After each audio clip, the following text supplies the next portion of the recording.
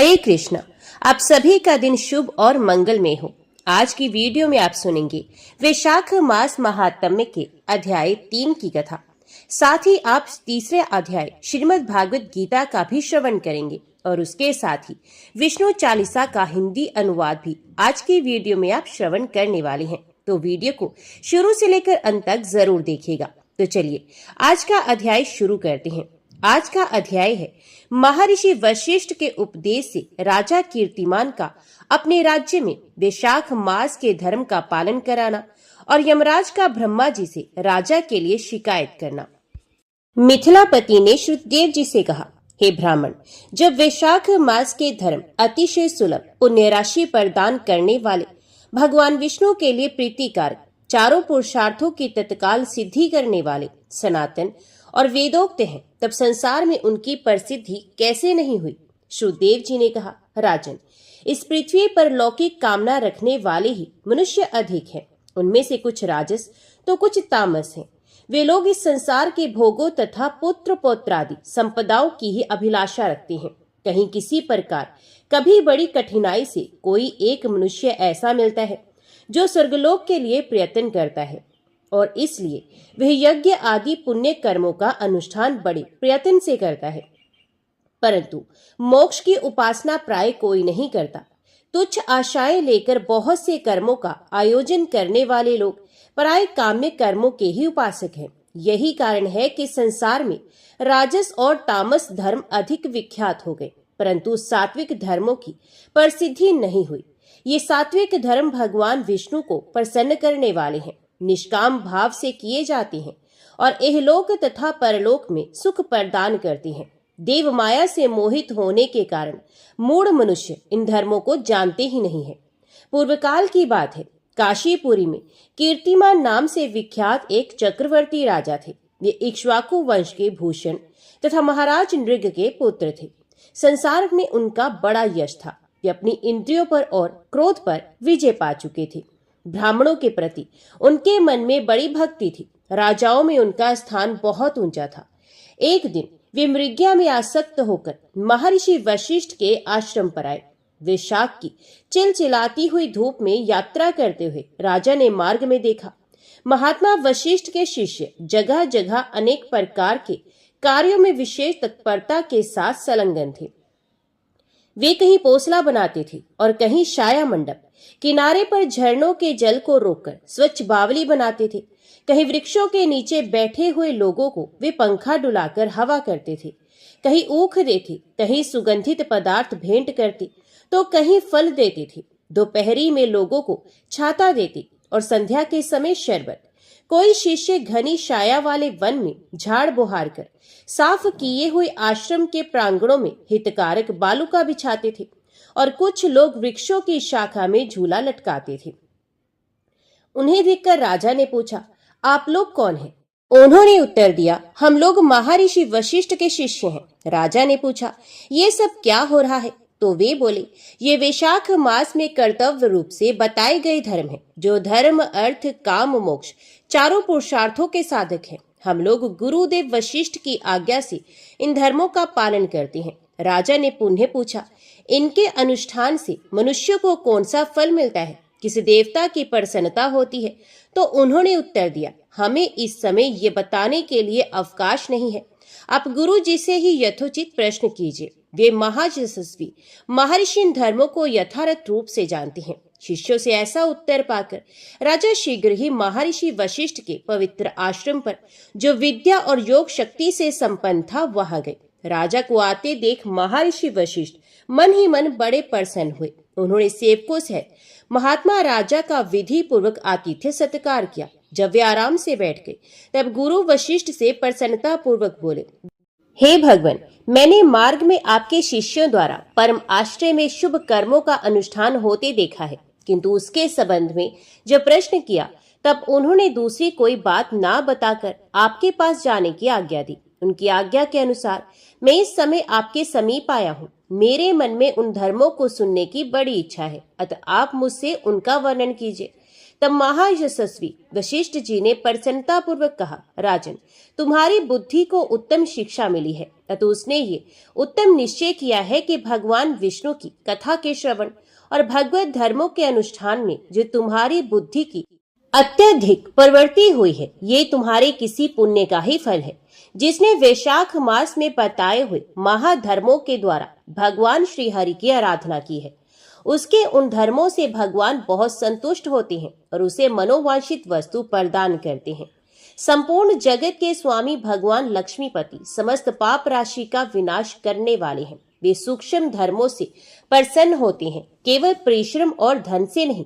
भगवान विष्णु भक्ति से पूजित होने पर अभिष्ट वस्तु प्रदान करते हैं, इसलिए सदा भगवान विष्णु की भक्ति करनी चाहिए। जगदीश्वर श्री हरि जल से भी पूजा करने पर अशेष कलेश का नाश करते और शीघ्र ही प्रसन्न होते हैं।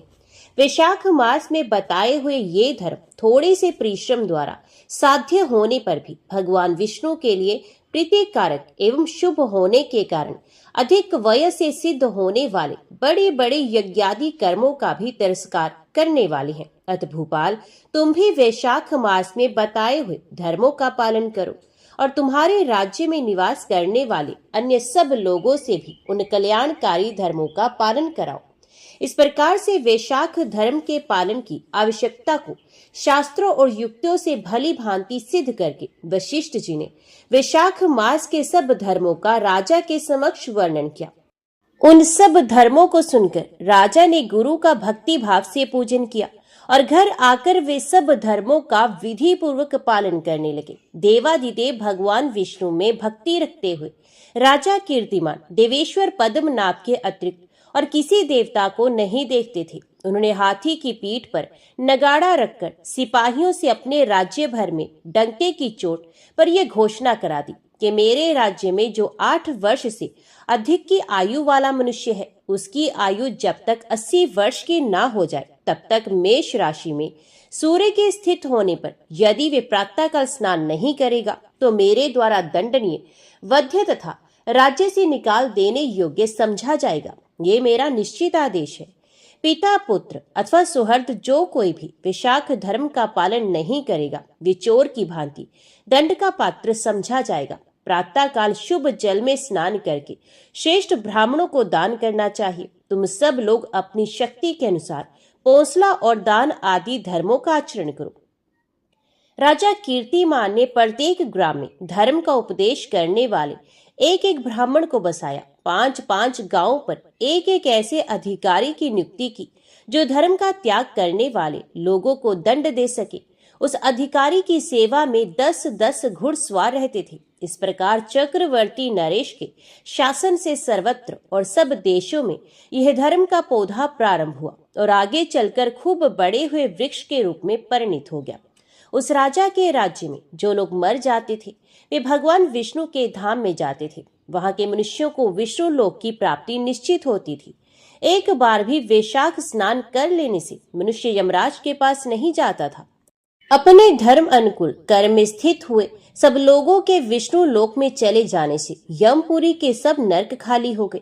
वहां एक भी पापी प्राणी नहीं रहा। वैशाख मास के प्रभाव से यमपुरी के मार्ग की यात्रा ही बंद हो गई। सब मनुष्य दिव्य आकृति धारण करके भगवान के धाम में जाने लगे। देवताओं के जो लोक हैं वे सभी शून्य हो गए। स्वर्ग और नरक दोनों के शून्य हो जाने पर एक दिन नारद जी ने धर्मराज के पास जाकर कहा, हे धर्मराज, आपके इस नरक में अब पहले जैसा कोलाहल सुनाई नहीं पड़ता। पहले की भांति पाप कर्मों का लेखा भी नहीं लिखा जा रहा है। चित्रगुप्त जी तो ऐसे मौन भाव से बैठे हुए हैं जैसे कोई मुनि हो। महाराज, इसका कारण तो बताइए। महात्मा नारद के ऐसा कहने पर राजा यम ने कुछ दीनता के स्वर में कहा, नारद जी, इस समय पृथ्वी पर जो ये राजा राज्य करता है ये पुराण पुरुषोत्तम भगवान विष्णु का बड़ा ही भक्त है। उसके भय से कोई भी मनुष्य कभी वैशाख मास का उल्लंघन नहीं करता। उस पुण्य क्रम के प्रभाव से सभी भगवान विष्णु के परम धाम में जाते हैं। हे मुनिश्रेष्ठ, उस राजा ने इस समय मेरे लोक का मार्ग लुप्त सा कर रखा है। स्वर्ग और नरक दोनों को शून्य बना दिया है। अतः ब्रह्मा जी के समीप जाकर ये सब समाचार उनसे निवेदन करके तभी मैं स्वस्थ होऊंगा। ऐसा निश्चय करके यमराज ब्रह्मा जी के लोक में गए और वहां बैठे हुए उन ब्रह्मा जी का दर्शन किया जिनका आश्रय ध्रुव है, जो इस जगत के बीज तथा सब लोगों के पितामह है और समस्त लोकपाल, दिक्पाल तथा देवता जिनकी उपासना करते हैं। ब्रह्मा जी ने यमराज को देखा और यमराज ब्रह्मा जी के आगे पृथ्वी पर गिर पड़े। फिर यमराज ने कहा, कमलासन, काम में लगाया हुआ जो पुरुष स्वामी की आज्ञा का ठीक ठीक पालन नहीं करता और उसका धन लेकर भोगता है, वे काठ का कीड़ा होता है। जो बुद्धिमान मनुष्य लोभवश स्वामी के धन का उपभोग करता है, वे 300 कल्पों तक त्रियग योनि रूप नरक में जाता है। जो कार्य में नियुक्त हुआ पुरुष कार्य करने में समर्थ होकर भी अपने घर में ही बैठा रहता है, वे बिलाव होता है। देव, मैं आपकी आज्ञा से धर्म पूर्वक प्रजा का शासन करता आ रहा हूँ। मैं अब तक मुनियों और धर्म शास्त्रों के कथन अनुसार पुण्य आत्मा को पुण्य के फल से और पाप आत्मा को पाप के फल से संयुक्त किया करता था, परंतु अब आपकी आज्ञा का पालन करने में असमर्थ हो गया हूँ। कीर्तिमान के राज्य में सब लोग वैशाख मास के पुण्य कर्मों का अनुष्ठान करके पितरों और पितामहों के साथ वैकुंठ धाम में चले जाते हैं। उनके मरे हुए पितृ और मातामह आदि भी विष्णु लोक में चले जाते हैं। इतना ही नहीं, पत्नी के पिता, श्वशुर आदि भी मेरे लेख को मिटाकर विष्णु लोक में चले जाते हैं। हे देव, बड़े बड़े यज्ञों द्वारा भी मनुष्य वैसी गति नहीं पाता जैसी वैशाख मास में मिल रही है। संपूर्ण तीर्थों से, दान आदि से, तपस्याओं से, व्रतों से अथवा संपूर्ण धर्मों से युक्त मनुष्य भी उस गति को नहीं पाता जो वैशाख धर्म में तत्पर हुए मनुष्य को प्राप्त हो रही है। वैशाख में प्रातःकाल स्नान करके देव पूजन, मास महात्म्य में कथा का श्रवण तथा भगवान विष्णु को प्रिय लगने वाले तद अनुकूल धर्मों का पालन करने वाले मनुष्य एकमात्र विष्णु लोक का स्वामी होता है। और जगतपति भगवान विष्णु के लोक की तो मेरी समझ में कोई सीमा ही नहीं है, क्योंकि सब ओर से कोटि कोटि प्राणियों का समुदाय वहां पहुंच रहा है, तो भी वे भरता ही नहीं। इस संसार में पवित्र और अपवित्र सभी लोग राजा की आज्ञा से वैशाख मास के धर्म का पालन करके विष्णु लोक को जा रहे हैं। हे लोकनाथ, उसकी प्रेरणा से संस्कारहीन मनुष्य भी वैशाख स्नान मात्र से वैकुंठ धाम में चले जाते हैं। वे केवल भगवान विष्णु के चरणों की शरण लेने वाले हैं। जान पड़ता है वे समस्त संसार को विष्णु लोक ही पहुंचा देगा। जो पुत्र धर्म, अर्थ, काम और मोक्ष के प्रतिकूल चलता हो, वह पृथ्वी पर माता के पेट से पैदा हुआ रोग है। ये अधम पुरुष अपनी माता का घात करने वाला कहा जाता है, किंतु राजा कीर्तिमान की माता और उसकी पत्नी का पुण्य संसार में विख्यात है। उसकी माता एकमात्र वीर जननी है और वे राजा निश्चय ही संसार में बहुत बड़ा वीर है। जिस प्रकार कीर्तिमान मेरी लिपि को मिटाने में उदित हुआ है, ऐसा उद्योग पुराणों में और किसी का नहीं सुना गया है। भगवान विष्णु की भक्ति में तत्पर हुए राजा कीर्तिमान के सिवा दूसरे ऐसे किसी को मैं नहीं जानता जो डंका बजाकर घोषणा करते हुए लोगों को ऐसी प्रेरणा देता हो और मेरे लोक के मार्ग को विलुप्त करने की चेष्टा करता रहा हो। ब्रह्मा जी ने कहा, हे यमराज, तुमने क्या आश्चर्य देखा है? क्या तुम्हें खेद हो रहा है?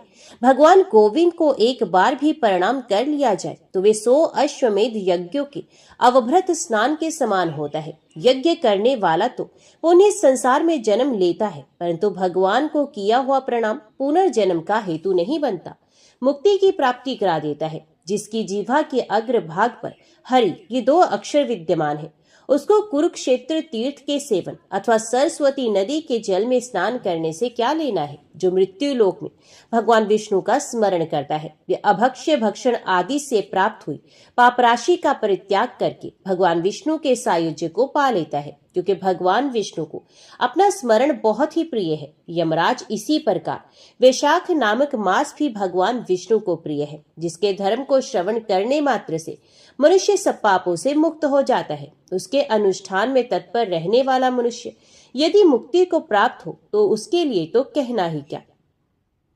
वैशाख मास में भगवान पुरुषोत्तम के नाम और यश का गान किया जाता है, जिससे भगवान बहुत प्रसन्न होते हैं। पुरुषोत्तम श्री हरि संपूर्ण जगत के स्वामी और हमारे जनक हैं। यह राजा कीर्तिमान वैशाख मास में उन्हीं भगवान के प्रिय धर्मों का अनुष्ठान करता है, जिससे प्रसन्नचित होकर भगवान विष्णु सदा उसकी सहायता में स्थित रहते हैं। भगवान वासुदेव के भक्तों का कभी अमंगल नहीं होता। उन्हें जन्म, मृत्यु, जरा और व्याधि का भी भय नहीं प्राप्त होता। कार्य में नियुक्त किया हुआ पुरुष यदि अपनी पूरी शक्ति लगाकर स्वामी के कार्य साधन की चेष्टा करता है तो उतने से ही वे कृतार्थ हो जाता है। यदि शक्ति के बाहर का कार्य उपस्थित हो जाए तो स्वामी को उसकी सूचना दे दे। उतना कर देने से वे उऋण हो जाता है और सुख का भागी होता है। जिसने उस प्रयोजन को स्वामी से निवेदित कर दिया है उसके ऊपर ना तो कोई ऋण है ना ही पातक लगता है। अपने कर्तव्य पालन के लिए पूरा यत्न कर लेने पर प्राणी का कोई अपराध नहीं रहता। यह कार्य तुम्हारे लिए असंभव है, अतः इसके विषय में तुम्हें शोक नहीं करना चाहिए। ब्रह्मा जी के ऐसा कहने पर यमराज ने दीन वाणी में कहा, तात, मैंने आपके चरणों की सेवा से सब कुछ पा लिया। तब ब्रह्मा जी ने पुनः समझाते हुए कहा, धर्मराज, राजा कीर्तिमान विष्णु धर्म के पालन में तत्पर है। चलो हम लोग भगवान विष्णु के समीप चले और उन्हें सब बातें बताकर पीछे उनके कथन अनुसार कार्य किया जाएगा। वे ही इस जगत के कर्ता, धर्म के रक्षक और नियामक है। इस प्रकार यमराज को आश्वासन देकर ब्रह्मा जी उनके साथ क्षीर सागर के तट पर गए। वहां उन्होंने सच्चिदानंद स्वरूप गुणातीत परमेश्वर विष्णु का स्तवन किया। ब्रह्मा जी की स्तुति से संतुष्ट होकर भगवान विष्णु वहां प्रकट हुए। यमराज और ब्रह्मा जी ने तुरंत ही उनके चरणों में मस्तक झुकाया। तब भगवान महाविष्णु ने मेघ के समान गंभीर वाणी में उन दोनों से कहा, तुम लोग यहाँ क्यों आए हो? तो ब्रह्मा जी ने कहा, हे प्रभु, आपके श्रेष्ठ भक्त राजा कीर्तिमान के शासन काल में सब मनुष्य वैशाख धर्म के पालन में संलग्न हो आपके अविनाशी पद को प्राप्त हो रहे हैं। इससे यमपुरी सूनी हो गई है। उनके ऐसा कहने पर भगवान विष्णु हंसते हुए बोले, मैं लक्ष्मी को त्याग दूंगा। अपने प्राण, शरीर, श्रीवत्स, कौस्तुभ मणि, वैजयंती माला, श्वेत दीप, वैकुंठ धाम, क्षीर सागर, शेष नाग तथा गरुड़ को भी छोड़ दूंगा, परंतु अपने भक्त का त्याग नहीं कर सकूंगा। जिन्होंने मेरे लिए सब भोगों का त्याग करके अपना जीवन तक मुझे सौंप दिया है, जो मुझ में मन लगाकर मेरे स्वरूप हो गए हैं, उन महाभाग भक्तों को मैं कैसे त्याग सकता हूँ? राजा कीर्तिमान को इस पृथ्वी पर मैंने 10,000 वर्षों की आयु दी है। उसमें से 8,000 वर्ष तो बीत गए हैं। शेष आयु और बीत जाने पर उसे मेरा सायुज्य प्राप्त होगा। उसके बाद पृथ्वी पर बेन नामक दुष्टात्मा राजा होगा, जो संपूर्ण वेदोक्त महाधर्मों का लोप कर देगा। उस समय वैशाख मास के धर्म भी छिन्न भिन्न हो जाएंगे। बेन अपने ही पाप से भस्म हो जाएगा। तत्पश्चात मैं पृथु होकर पुनः सब धर्मों का प्रचार करूंगा। उस समय लोगों में वैशाख मास के धर्म को भी प्रसिद्ध करूंगा। सहस्रों मनुष्यों में कोई ऐसा होता है जो मुझ में अपने मन प्राण अर्पित करके अपना सर्वस्व मुझे समर्पित कर दे और मेरा भक्त हो जाए। जो ऐसा होता है वही मेरे धर्मों का प्रचार करता है। इस वैशाख मास में से भी मैं वैशाख धर्म में तत्पर रहने वाले महात्मा पुरुषों तथा राजा के द्वारा समय अनुसार तुम्हारे लिए भाग दिलाऊंगा। लोक में जो कोई भी वैशाख मास का व्रत करेंगे वे तुम्हें भाग देने वाले होंगे। उनके वैशाख मास में बताए हुए महाधर्म के पालन में तुम कभी विघ्न न उपस्थित करना। यमराज को इस प्रकार आश्वासन देकर भगवान विष्णु वही अंतर ध्यान हो गए। ब्रह्मा जी भी अपने सेवकों के साथ सत्यलोक को चले गए।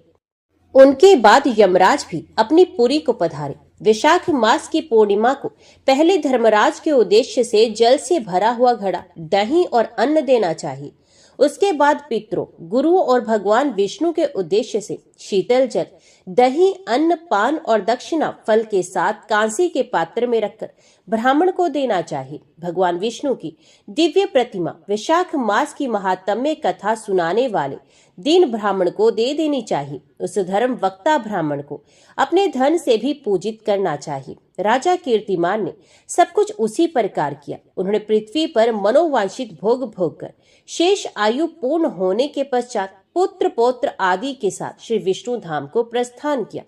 महामते, दुरात्मा राजा बेन प्रथम स्वयंभू मनवंतर में हुआ था और ये राजा इक्ष्वाकु कुलभूषण कीर्तिमान वैवस्वत मनवंतर के व्यक्ति हैं। ये बात पहले मैंने आपके मुख से सुन रखी है, परंतु इस समय आपने और ही बात कही है कि ये राजा जब वैकुंठ वासी हो जाएंगे उसके बाद राजा बेन उत्पन्न होगा। मेरे इस संशय को आप निर्वृत्त कीजिए। श्रुतदेव ने कहा, राजन, पुराणों में जो विषमता प्रतीत होती है वे युग भेद और कल्प भेद की व्यवस्था के अनुसार होती है। इसलिए कहीं कथा में समय की विपरीतता देखकर उसके अप्रमाणिक होने की आशंका नहीं करनी चाहिए। प्रेम से बोलो लक्ष्मी नारायण भगवान की जय। अभी सुनिए श्रीमद् भागवत गीता की तीसरे अध्याय का महात्म्य। श्री भगवान कहते हैं, हे लक्ष्मी, जिन स्थान में एक जड़ नामक ब्राह्मण था जो कौशिक वंश में उत्पन्न हुआ था, उसने अपना जातीय धर्म छोड़कर बनिए की वृत्ति में मन लगाया। उसे पराई स्त्रियों के साथ व्यभिचार करने का व्यसन पड़ गया था। वे सदा जुआ खेलता, शराब पीता और शिकार खेलकर जीवों की हिंसा किया करता था। इसी प्रकार उसका समय बीतता था। धन नष्ट हो जाने पर वे व्यापार के लिए बहुत दूर उत्तर दिशा में चला गया। वहां से धन कमाकर घर की ओर लौटा। बहुत दूर तक का रास्ता उसने तय कर लिया था। एक दिन सूर्यास्त हो जाने पर जब 10 दिशाओं में अंधकार फैल गया, तब एक वृक्ष के नीचे उसे लुटेरों ने धर दबाया और शीघ्र ही उसके प्राण ले लिए। उसके धर्म का लोप हो गया था, इसलिए वे बड़ा भयानक प्रेत हुआ। उसका पुत्र बड़ा धर्मात्मा और वेदों का विद्वान था। उसने अब तक पिता के लौट आने की राह देखी। जब वे नहीं आए, तब उनका पता लगाने के लिए वे स्वयं भी घर छोड़कर चल दिया। वे प्रतिदिन खोज करता, मगर राहगीरों से पूछने पर भी उसे उनका कुछ समाचार नहीं मिलता था। तदंतर एक दिन एक मनुष्य से उसकी भेंट हुई जो उसके पिता का सहायक था। उसे सारा हाल जानकर उसने पिता की मृत्यु पर बहुत शोक किया। वे बड़ा बुद्धिमान था। बहुत कुछ सोच विचार कर पिता का पारलौकिक कर्म करने की इच्छा से आवश्यक सामग्री साथ ली उसने काशी जाने का विचार किया। मार्ग में 7-8 मुकाम डालकर वे 9वें दिन उसी वृक्ष के नीचे पहुंचा जहां उसके पिता मारे गए थे। उस स्थान पर उसने संध्या उपासना की और गीता के तीसरे अध्याय का पाठ भी किया। इसी समय आकाश में बड़ी भयानक आवाज हुई। उसने अपने पिता को भयंकर आकार में देखा। फिर तुरंत ही अपने सामने आकाश में उसे एक सुंदर विमान दिखाई दिया जो महान तेज से व्याप्त था। उसमें अनेक क्षुद्र घंटिकाएं लगी थी। उसके तेज से समस्त दिशाएं आलोकित हो रही थी। ये दृश्य देखकर उसके चित्त की व्यग्रता दूर हो गई। उसने विमान पर अपने पिता को दिव्य रूप धारण किए विराजमान देखा। उनके शरीर पर पीतांबर शोभा पा रहा था और मुनिजन उनकी स्तुति कर रहे थे। उन्हें देखते ही पुत्र ने प्रणाम किया। तब पिता ने भी उसे आशीर्वाद दिया। तत्पश्चात उसने पिता से ये सारा वृत्तांत पूछा। उसके उत्तर में पिता ने सब बातें बताकर इस प्रकार कहना आरंभ किया, बेटा, देववश मेरे निकट गीता के तृतीय अध्याय का पाठ करके तुमने शरीर के द्वारा किए हुए दुस्सह्य कर्म बंधन से मुझे छुड़ा दिया है। अतः घर लौट जाओ, क्योंकि जिसके लिए तुम काशी जा रहे थे ये प्रयोजन इस समय तृतीय अध्याय के पाठ से ही सिद्ध हो गया है। पिता के यूं कहने पर पुत्र ने पूछा, तात, मेरे हित का उपदेश दीजिए तथा और कोई कार्य जो मेरे लिए करने योग्य हो बतला दीजिए। तब पिता ने उससे कहा, अनक, तुम्हें यही कार्य फिर करना है। मैंने जो कर्म किया है वही मेरे भाई ने भी किया था। इससे वे घोर नरक में पड़े हैं। उनका भी तुम्हें उद्धार करना चाहिए तथा मेरे कुल के और भी जितने लोग नरक में पड़े हैं उन सबका भी तुम्हारे द्वारा उद्धार हो जाना चाहिए। यही मेरा मनोरथ है। बेटा, जिस साधन के द्वारा तुमने मुझे संकट से छुड़ाया है उसी का अनुष्ठान औरों के लिए भी करना उचित है। उसका अनुष्ठान करके उससे होने वाला पुण्य उन नारकी जीवों को संकल्प करके दे दो। इससे वे समस्त पूर्वज मेरी ही तरह यातना से मुक्त हो स्वल्प काल में ही श्री विष्णु के परम पद को प्राप्त हो जाएंगे। पिता का ये संदेश सुनकर पुत्र ने कहा, तात, यदि ऐसी बात है और आपकी भी ऐसी रुचि है तो मैं समस्त नारकी जीवों का नरक से उद्धार कर दूंगा। ये सुनकर उसके पिता बोले, बेटा, एवं वस्तु तुम्हारा कल्याण हो। मेरा अत्यंत प्रिय कार्य संपन्न हो गया। इस प्रकार पुत्र को आश्वासन देकर उसके पिता भगवान विष्णु के परम धाम को चले गए। तत्पश्चात वे भी लौटकर जिन स्थान में आया और परम सुंदर भगवान श्री कृष्ण के मंदिर में उनके समक्ष बैठकर पिता के आदेश अनुसार गीता के तीसरे अध्याय का पाठ करने लगा। उसने नारकी जीवों का उद्धार करने की इच्छा से गीता पाठ जनित सारा पुण्य संकल्प करके दे दिया। इसी बीच में भगवान विष्णु के दूत यातना भोगने वाले नारकी जीवों को छुड़ाने के लिए यमराज के पास गए।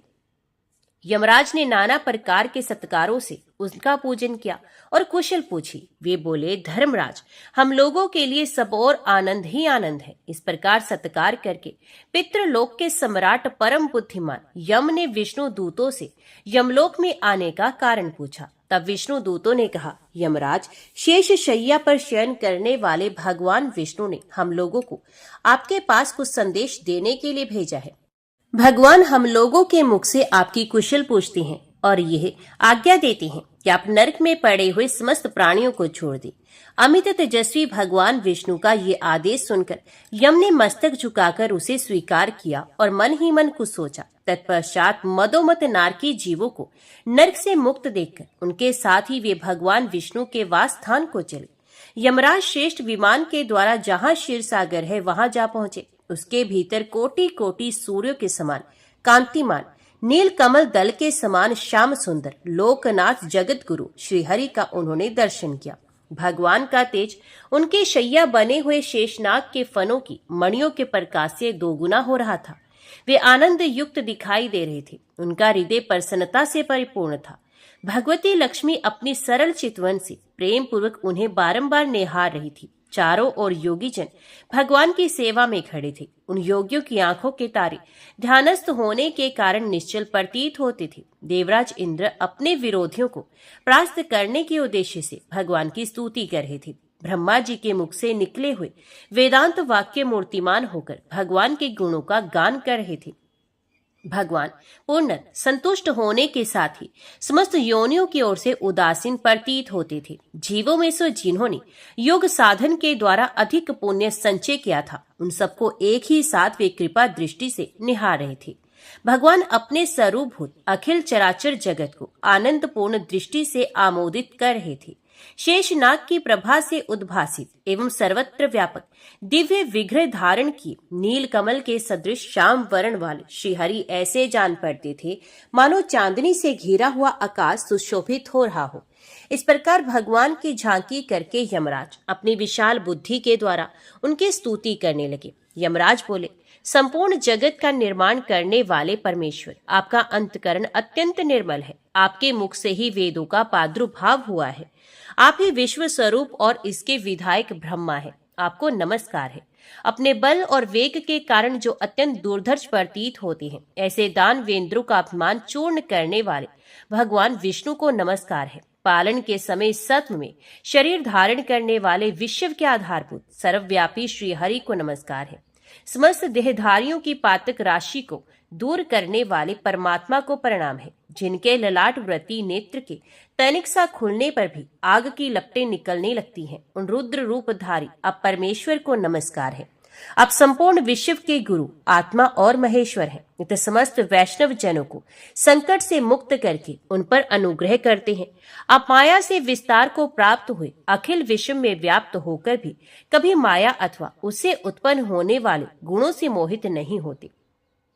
माया तथा माया जनित गुणों के बीच में स्थित होने पर भी आप पर उनमें से किसी का प्रभाव नहीं पड़ता। आपकी महिमा का अंत नहीं है, क्योंकि आप असीम हैं। फिर आप वाणी के विषय कैसे हो सकती हैं? अतः मेरा मौन रहना ही उचित है। इस प्रकार स्तुति करके यमराज ने हाथ जोड़कर कहा, जगत गुरु, आपके आदेश से इन जीवों का गुण रहित होने पर भी मैंने छोड़ दिया है। अब मेरे योग्य और जो भी कोई कार्य हो उसे बताइए। उनके योग कहने पर भगवान मधुसूदन मेघ के समान गंभीर वाणी द्वारा मानो अमृत रस से सींचते हुए बोले, धर्मराज, तुम सबके प्रति समान भाव रखते हुए लोगों का पाप से उद्धार कर रहे हो। तुम पर देहधारियों का भार रखकर मैं निश्चिंत हूँ। अतः तुम अपना काम करो और अपने लोक को लौट जाओ। यूं कहकर भगवान अंतर ध्यान हो गए। यमराज भी अपनी पूरी को लौटाए तथा वे ब्राह्मण अपनी जाति के और समस्त नारकी जीवों का नरक से उद्धार करके स्वयं ही श्रेष्ठ विमान द्वारा श्री विष्णु धाम को चला गया। तो सब प्रेम से बोलो, लक्ष्मी नारायण भगवान की जय, राधा कृष्ण भगवान की जय। आइए अब सुनते हैं विष्णु चालीसा का हिंदी अनुवाद। हे सृष्टि के संचालन करता भगवान विष्णु, अपने सेवक के मन को जानिए। आज आपका भक्त आपके बारे में इस विष्णु चालीसा के माध्यम से वर्णन कर रहा है। कृपया उसे ज्ञान दीजिए। भगवान विष्णु सभी कष्टों व दुखों का नाश करते हैं और सभी का उद्धार करते हैं। उन्हें हम सभी का नमन है। आपकी शक्ति संपूर्ण सृष्टि में सबसे शक्तिशाली है और आपका उत्कर्ष तीनों लोकों में व्याप्त हो रहा है। आपका रूप बहुत ही सुंदर, मन को मोह लेने वाला है और आपका स्वभाव एकदम सरल है।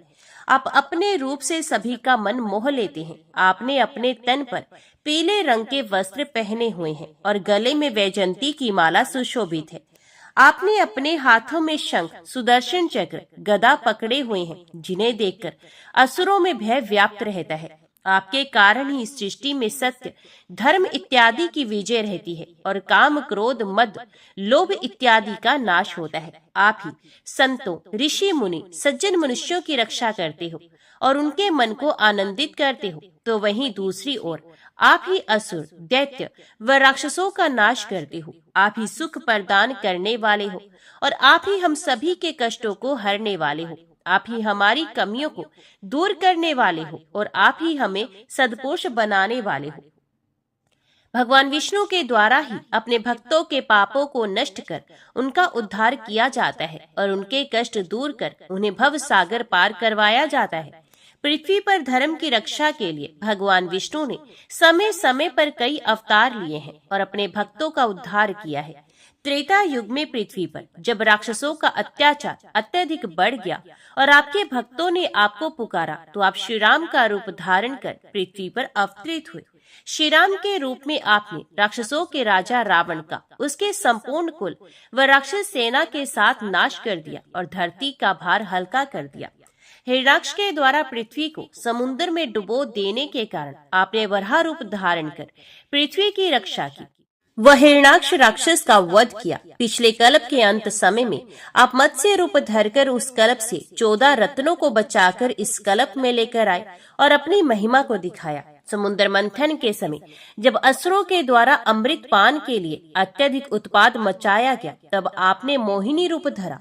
मोहिनी रूप में आपने देवताओं को अमृत पिलाया, जबकि असुरों को अपने रूप में बहला कर रखा। समुद्र मंथन के लिए आपने कूर्म अवतार धारण किया और मंदराचल पर्वत का भार उठाया। भगवान शिव जब भस्मासुर को दिए वरदान से परेशान हो गए, तब आपने ही स्त्री रूप धरकर भस्मासुर का अंत कर दिया। जब राक्षसों के द्वारा भगवान ब्रह्मा से वेदों को चुराकर समुद्र में डुबो दिया गया, तब आप ही हयग्रीव अवतार में वेदों को पुनः लेकर वहां आए। आपने स्त्री रूप में भस्मासुर को अपने साथ नृत्य करने के लिए तैयार किया और उसी के वरदान से उसे भस्म कर दिया। एक बार जलंधर राक्षस ने अत्यधिक आतंक मचा दिया और भगवान शिव के साथ भयंकर युद्ध किया।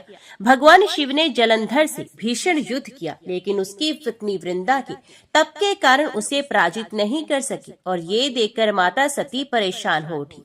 इसके पश्चात माता सती ने आपको ही याद किया और सब समस्या आपको बताई।